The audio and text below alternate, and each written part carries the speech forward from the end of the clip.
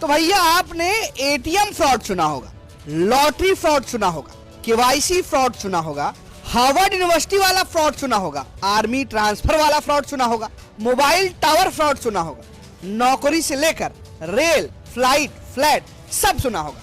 लेकिन आज जिस फ्रॉड के बारे में हम आपको बता रहे हैं वो एकदम नया नया है और पकौड़ी की तरह गर्मा गर्म है।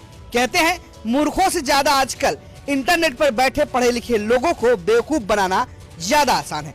यकीन ना आए तो इस शख्स को देख लीजिए। देखने में फिट, ब्रांडेड कपड़े, आईफोन के साथ फर्राटेदार इंग्लिश में बातचीत, 2 मिनट के लिए कोई भी झटका खा जाएगा। ये शख्स खुद का नाम राजवीर सिंह बताता है और काम रॉ एजेंट। लेकिन कहते हैं ना कि कोई कितना भी शातिर क्यों ना हो, कभी ना कभी गलती कर ही देता है। इसके साथ भी कुछ ऐसा ही हुआ। चलिए बताते हैं कि ये शख्स आखिर है कौन। इस लड़के का नाम है चंदन साव। दिल्ली से सटे गाजियाबाद का रहने वाला है और मूल निवासी बिहार के मोती थाना बनिया जिला छपरा का है।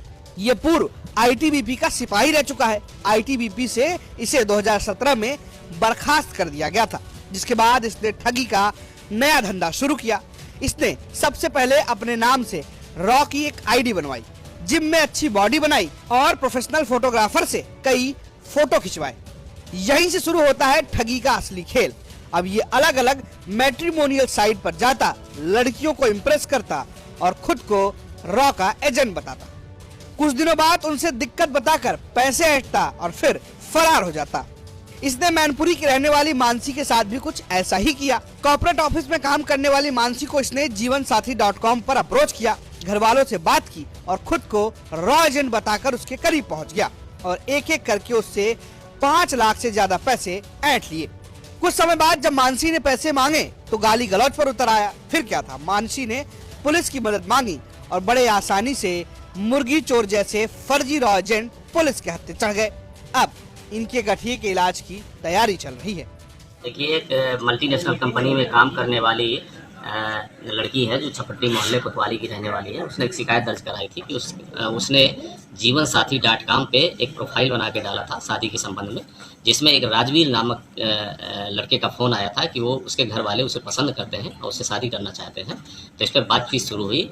फिर उसने इसके साथ धोखाधड़ी करना शुरू किया और कभी अपनी माँ की बीमारी के नाम पर, कभी अन्य कामों से संबंधित इससे 5 लाख रुपए ठग लिए, जिस पे हमारे साइबर सेल को ये प्रार्थना पत्र दिया गया, उस पर जांच हुई और इसमें कोतवाली में मुकदमा पंजीकृत हुआ।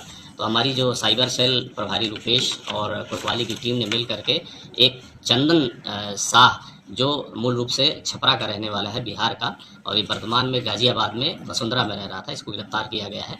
तो ये फर्जी राफसर जो बन के काम करता था, उसकी एक आईडी भी बरामद हुई है। फर्जी आधार कार्ड जो राजवीर नाम से ये ठगी करता था वो मिला हुआ है।